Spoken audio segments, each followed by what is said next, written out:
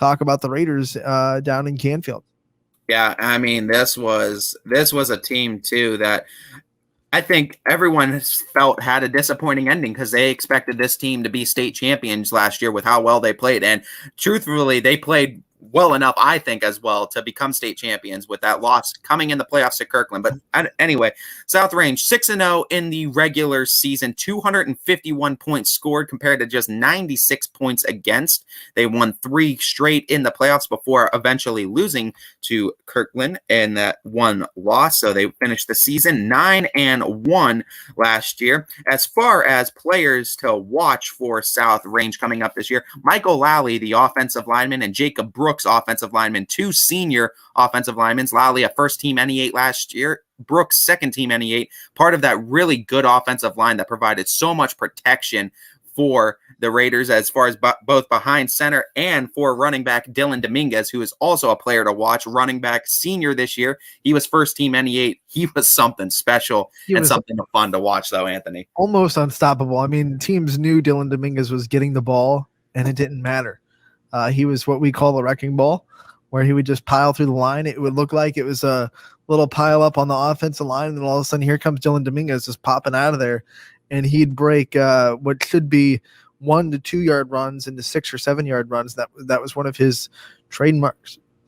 Definitely liable for the big runs, but he was also one of the guys, like I said, could turn short 2 yard runs into 6 or 7, which is just as important as being able to break it and go 30 or 40 yards down the field.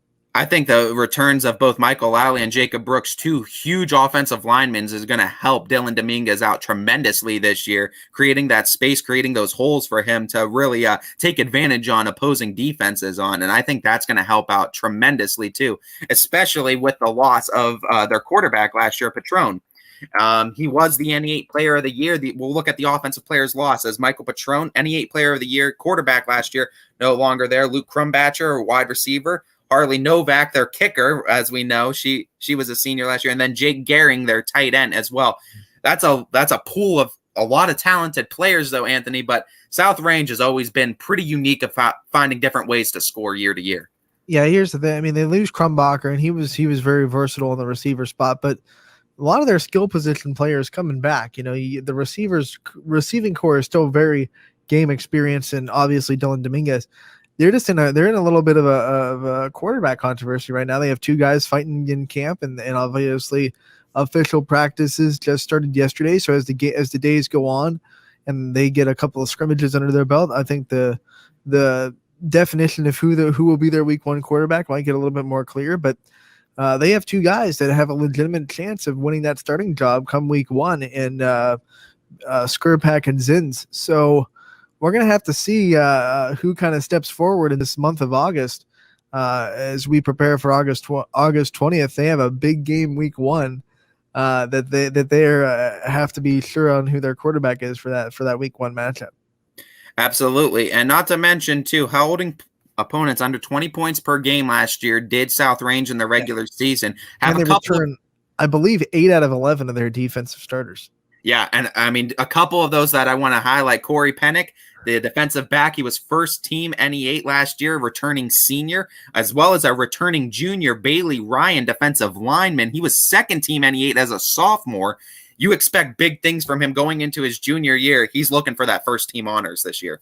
Yeah, let's go, big boy. First team honors. Another guy, I mean, we talked about Colosimo with Poland. Another guy that is not hard to imagine making that jump into the first team slot of the NE8 postseason honors.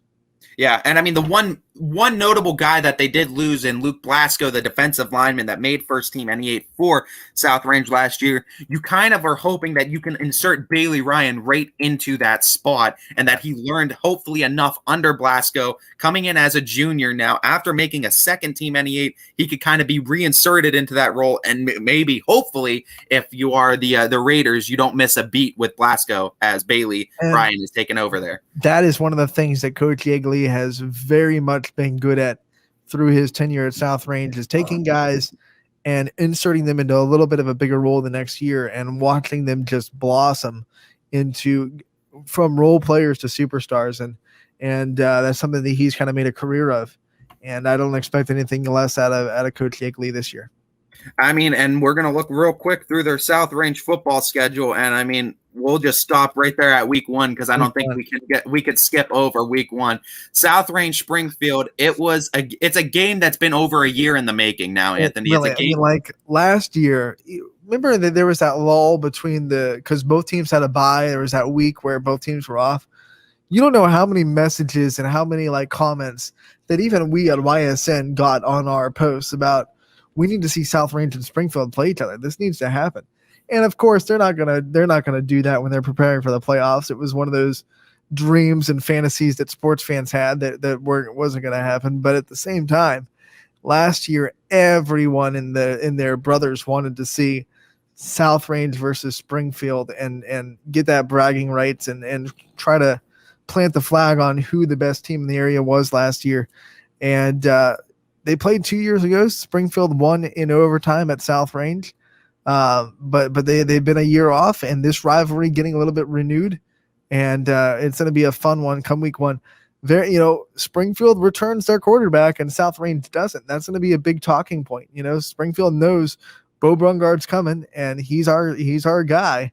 And South Range, they'll know by then who their guy is, but right now, still up in the air. Yeah, and I mean, it's a game where you kind of wish we did have last year instead, but it is a game that we are finally getting, and we're getting it bright and early in week 1 of the season. So we're finally going to get that Springfield South Range matchup, and hopefully it'll be a good game at Springfield too. So the new Middletown faithful will be pretty loud and rowdy. Yesterday, you talked about when we were talking in Canfield, Poland, on how one of the teams might be liable to run a trick play in early in the game. Coach Guerrero has proven that he is not afraid of running trick plays at any point in the game. He might be the one that pulls something out of his pocket in the first quarter of that game to try to make a statement to the Raiders to say, we're going to,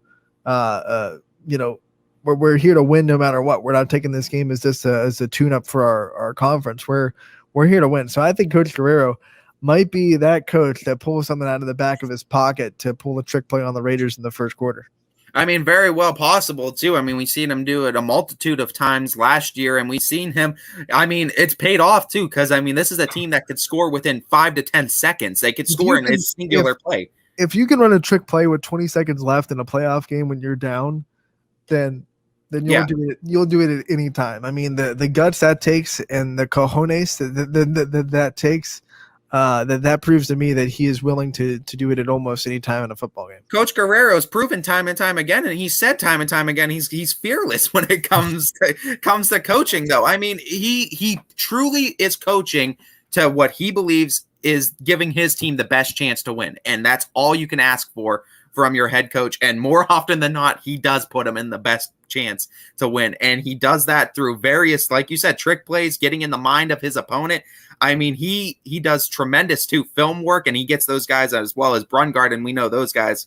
We'll preview the MVAC a different day, but we already know how well they do things over there. But this is going to be a very tough game for South Range, but this is a huge statement win for either team, especially even just week 1 in the season. Yeah, you don't want to let that define your season, but that is going to give the winner a huge momentum boost going forward. And that's just week 1. Let's go down the rest of the Raiders schedule and see what else they have in store. I know it's a very tough non-conference schedule. I think they go to University.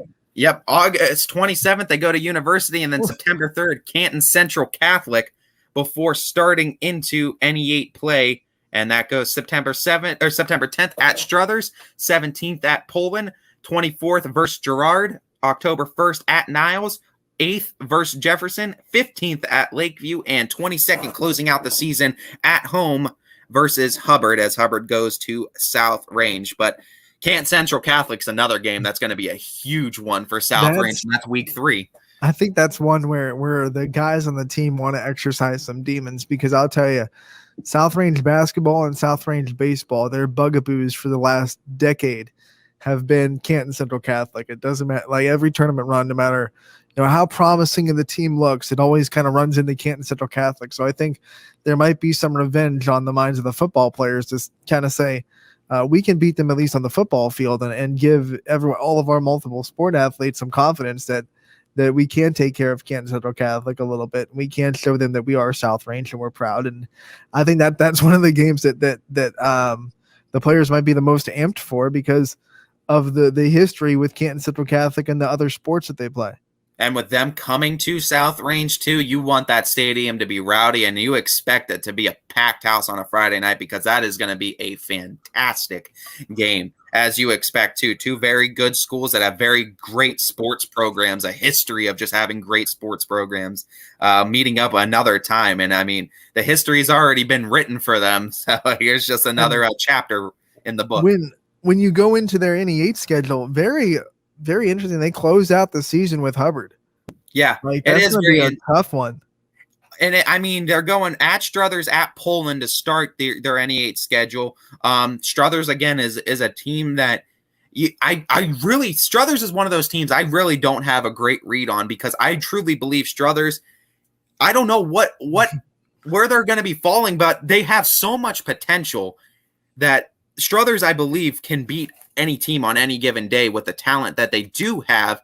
It's just, can they put it all together? But we know that Poland game coming up the week after the Struthers game, maybe that's a game too where South Range, if you're looking ahead too far, you might get surprised by Struthers too. Yes. So this is not a game where you want to be looking ahead to Poland. South Range needs to be in the moment, looking game to game each week. And the thing is, I don't think South Range looks over any opponent in the NE8 because the deal is everyone except Gerard and Jefferson. No, everything except everyone except Jefferson is at least a division above them.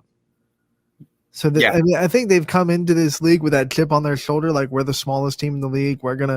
So I feel like there's never a game where they don't feel like they're the underdog, even though they won the NE8 last year and they did so amazing in the year before in the NE8.